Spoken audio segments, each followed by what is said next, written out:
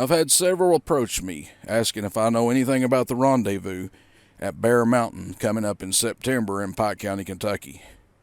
Well, luckily, I was approached by the person holding the event and was asked if I would put his video on my channel here, and it's got all the information you're going to need to know about the Rendezvous at Bear Mountain coming up in September. A little different format than what you typically see here on my channel, but definitely some good information, and you'll learn a lot from the video.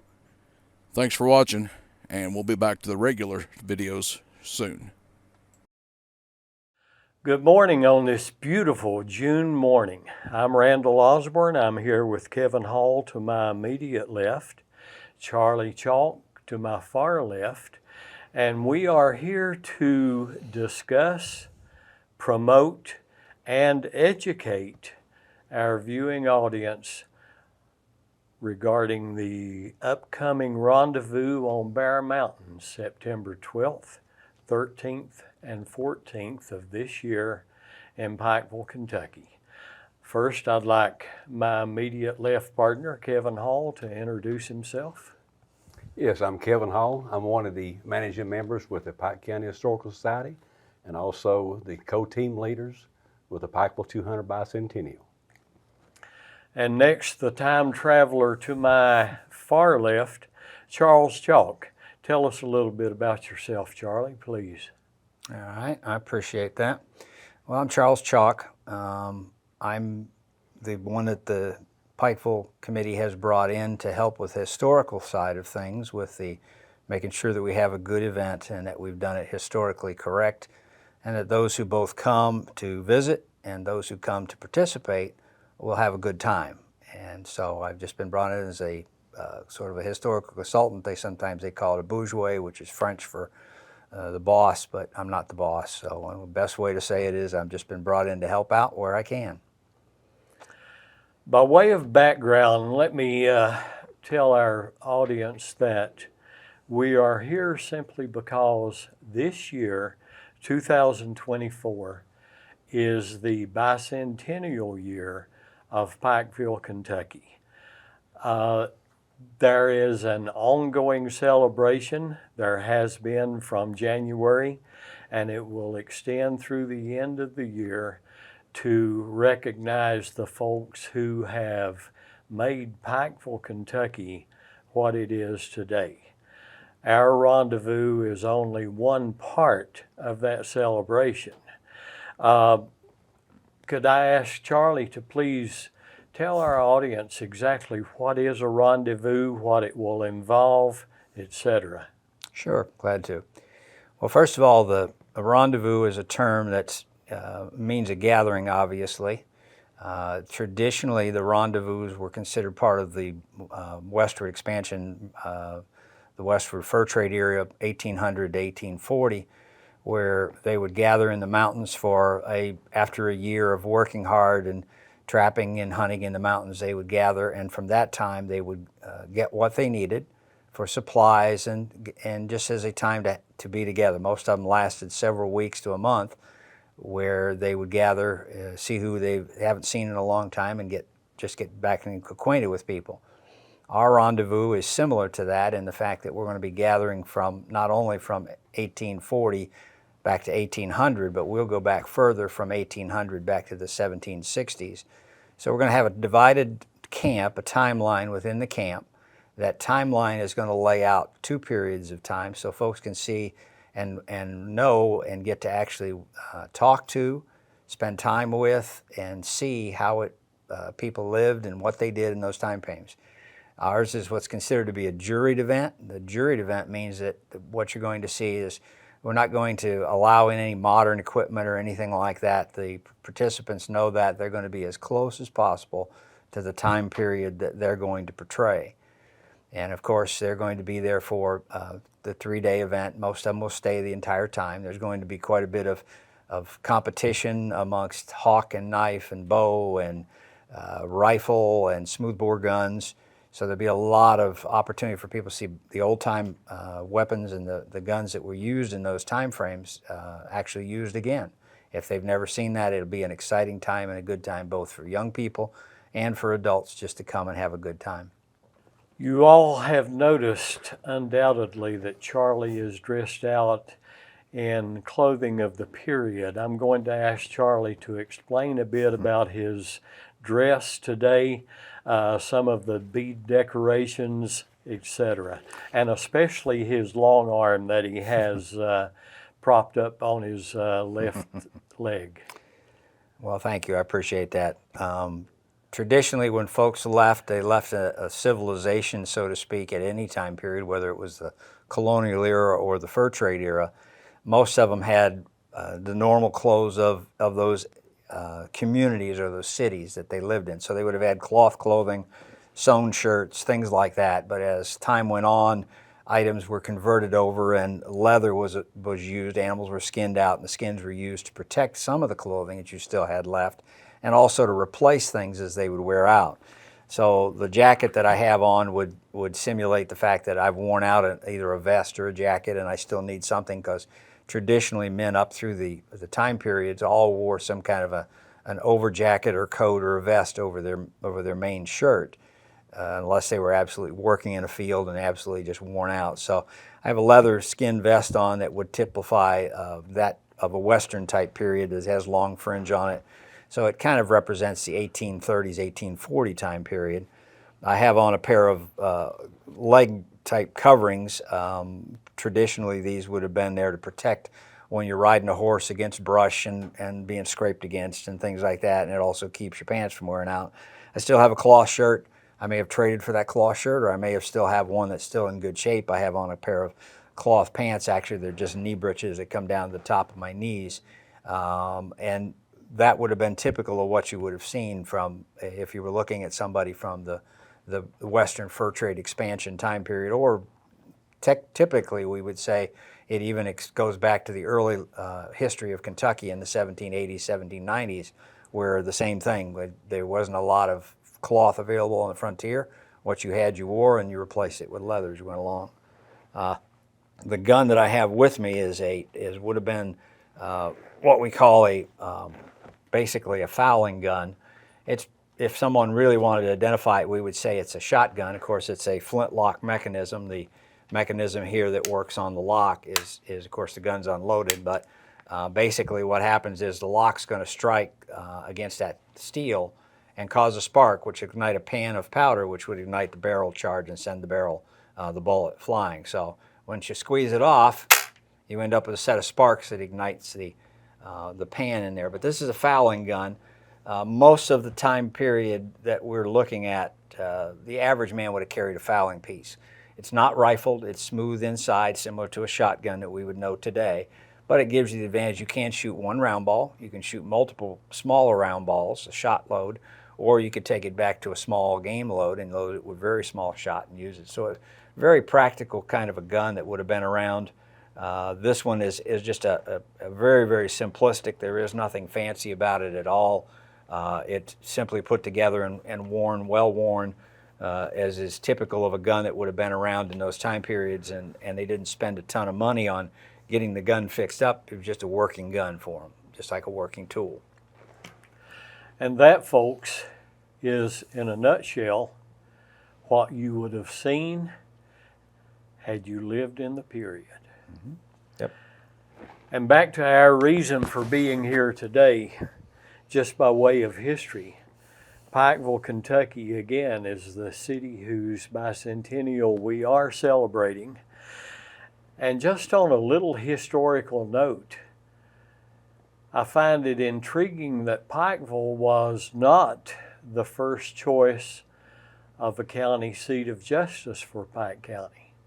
Our first county seat was in a wide spot immediately downriver from the mouth of modern Peyton's Creek, a spot called Liberty, Kentucky. It was not a new name in Pike County or in eastern Kentucky. There had been a Liberty district in the old Floyd County before Pike broke off. Liberty was met with quite a bit of criticism, location-wise, rightfully so.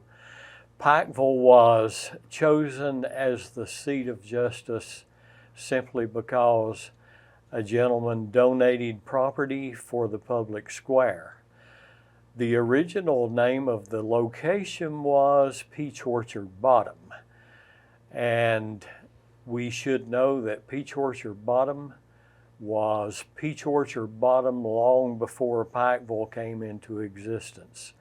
As a matter of fact, we suspect that peaches had been planted there long before the first white explorers came through in order to serve as a food source for Native Americans on their travels up and down Levisa Fork.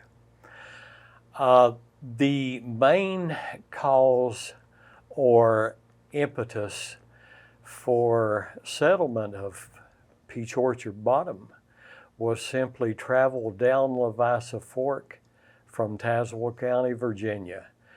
We had the Honeckers, we had the Adkins, the Damerons, several other well-known families, including the Ratliffs, who were in this area within the modern city limits of Pikeville as early as 1796.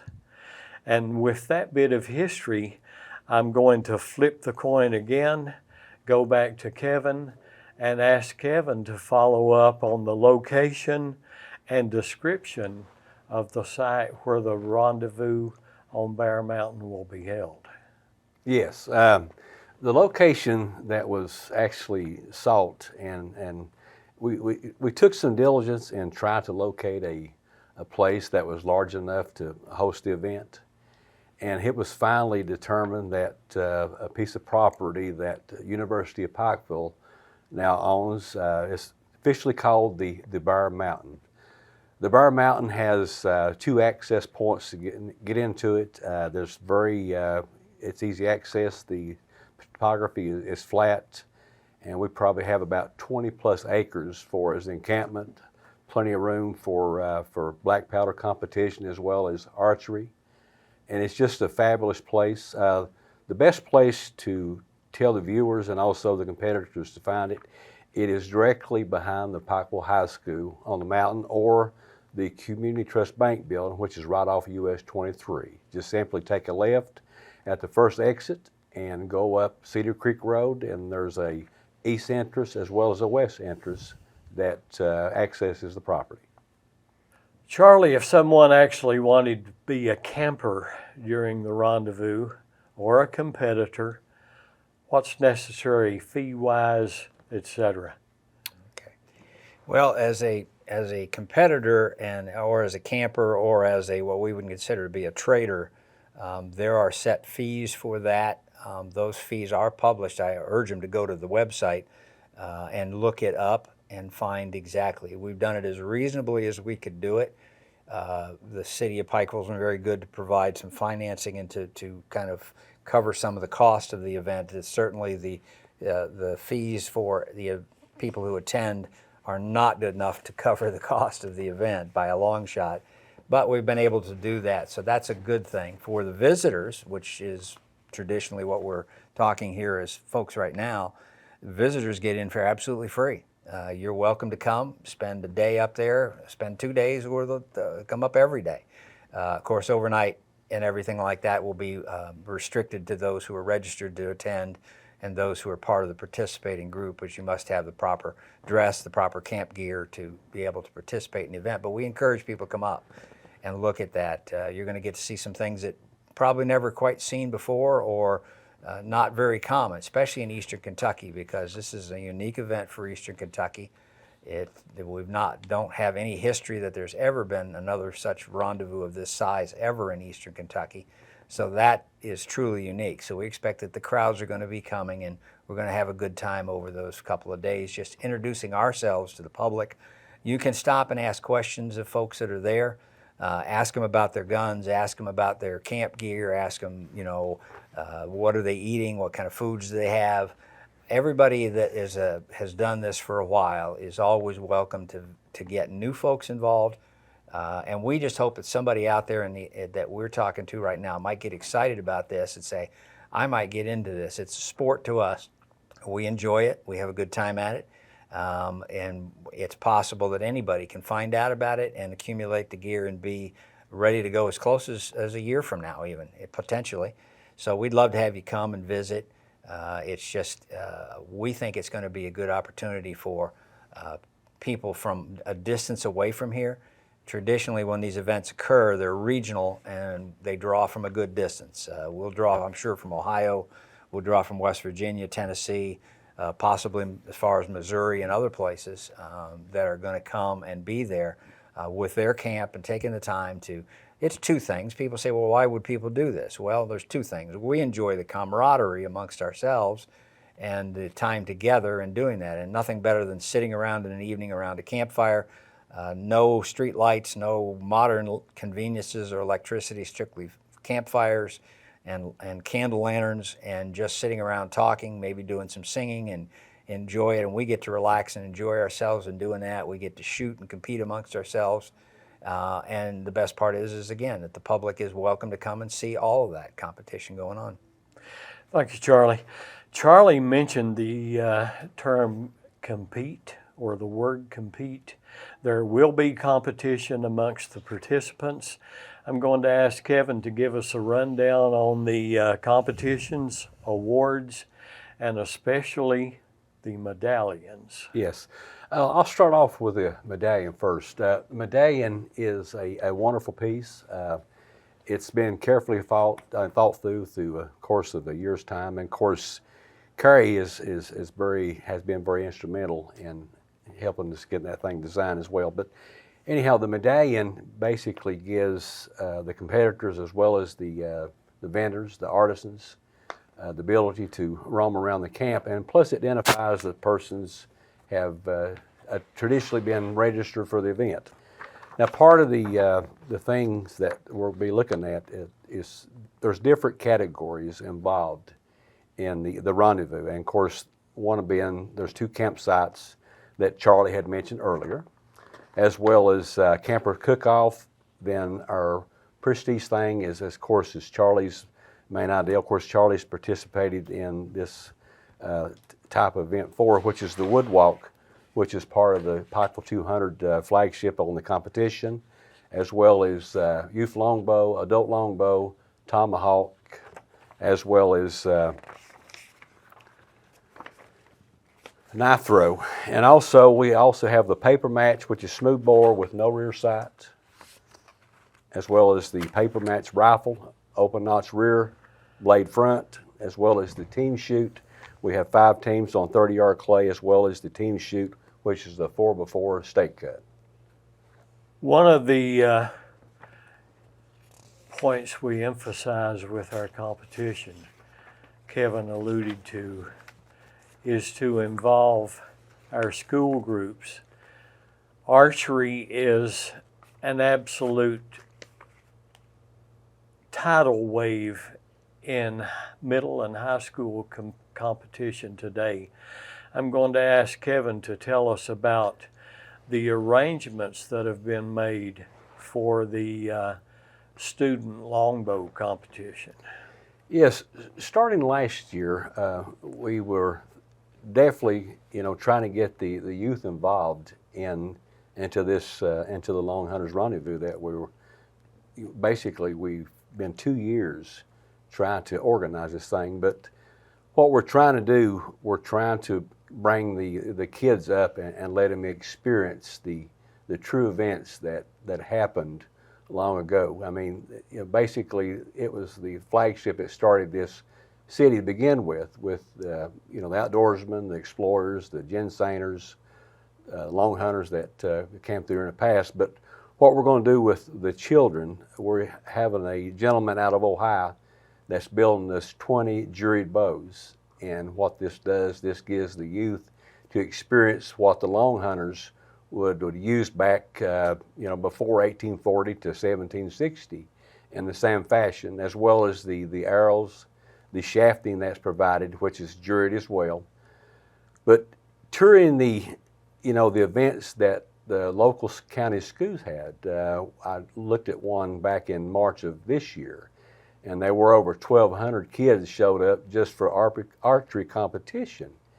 and talking with the kids and the coaches, everybody was very enthused just to have a chance to get out and compete and feel what it would be like to have, be in the long hunter's shoes even back then. So we're looking very forward to, the youth setup in the archery competition.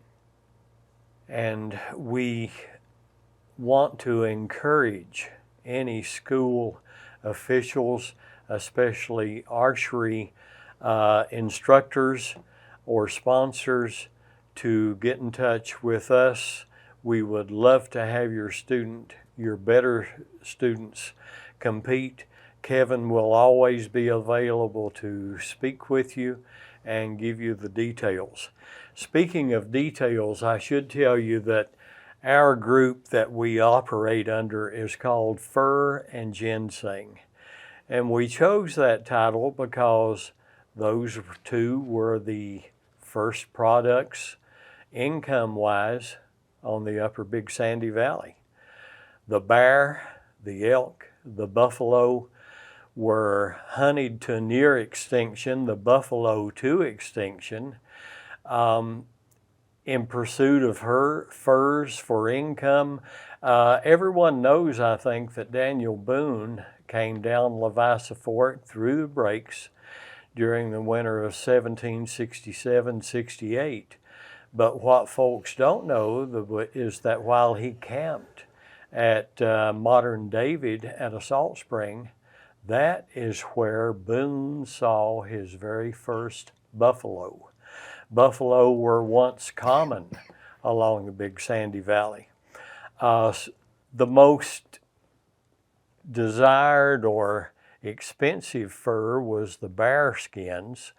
The old story propagated by Henry Scaff that I have no reason to doubt is that at least one shipment of bear skins went to France and was turned into headwear for Napoleon's army. Kevin has uncovered countless accounts of store debts, which were simply paid by animal skins and furs. If furs paid scores of store debts, then ginseng paid even more. The problem with ginseng is that once it was dug, once it was sold, it didn't replenish itself very quickly. We did find one account of a 1,500-pound wagon load of dried ginseng that came out of eastern Kentucky and was drawn the entire length of the state of Virginia from Tazewell County to the port of Norfolk in 1832. That should give you an idea of the demand as well as the price that was probably paid for one of the first products along Leviathan Fork. As far as exhibitors and vendors and demonstrators who are not competitors, Charlie, could you give us an idea of some of the artisans we expect to be in attendance? We're going to see a pretty good range of people. I talked to a gentleman last week from Ohio.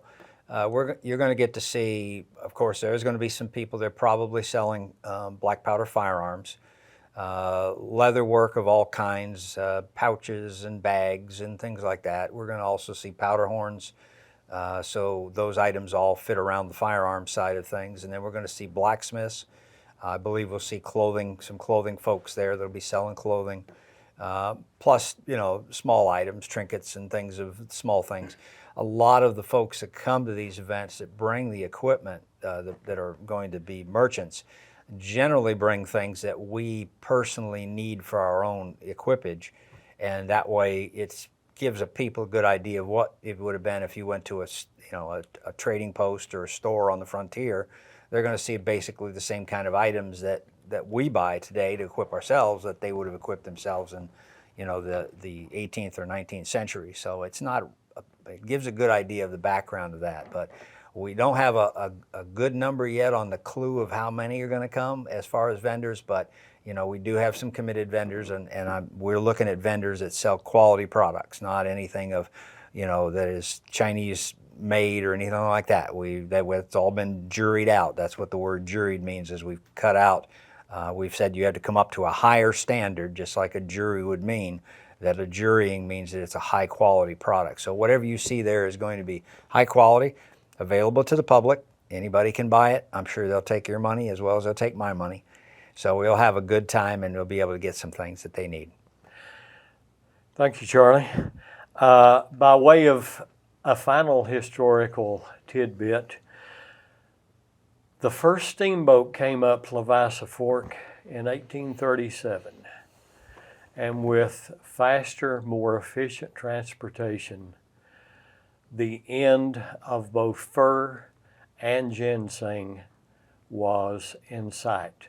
The faster it could be dug, the faster the skins could be shipped to market, the more quickly the supply was depleted. And with the depletion of supply, it seems that our time is being depleted. And on an ending note, again, I would like to review and tell you that this, like Charlie said, will be free to the public. Mark it on your calendar, September 12th through 14th, and especially supervised school groups. We encourage students, their sponsors, their teachers to come educate themselves, ask questions. The people who do these rendezvous are there not only for their own pleasure, but for public edification, and I think you will terribly enjoy it. Anyone have closing comments? I want to reiterate, actually speak about the youth program again with archery. Those grades are in two classes, 8 through 12 and 4 through 7. Anything in closing, Charlie? No, we may just want to bring it back to you and show them the award for the best camp that's there. Just pick it up, Kevin. Yeah, Kevin has in his hand the award, or one of the awards for best camp. I must say that this is an absolutely beautiful piece of equipment. The Hawk was made by Charlie. It will be given as an award for one of the best period camps. There is another that's inscribed the same way, only with a different date, for the other dating camp. Those will be given as awards, and I'm sure once received, they will be something that will be treasured and just a way to remember the Rendezvous on Bear Mountain. Thank you, Charlie. Thank you, Kevin. And thank you for watching. Hope to see you September 12th, 13th, or 14th.